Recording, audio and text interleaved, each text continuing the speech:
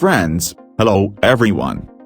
Today we will cook a very juicy and wonderful barbecue of salmon and bell pepper. Let's get started. Prepare everything for the dish.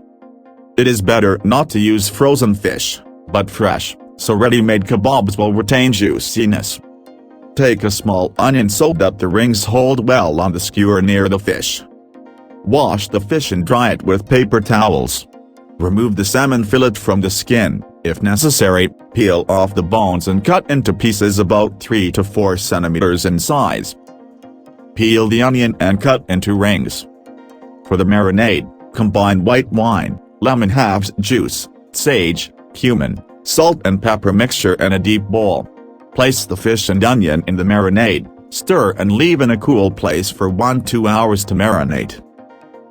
Wash the sweet pepper, peel and cut into 3×3 cm square pieces. Put onion rings, salmon pieces and pepper squares on the skewers alternately. Place the kebabs on a baking sheet or on a heat-resistant mold so that it is possible to turn them over during baking and pour the remaining marinade. Bake the skewers with salmon and bell pepper in a preheated 200-degree oven for 15 minutes.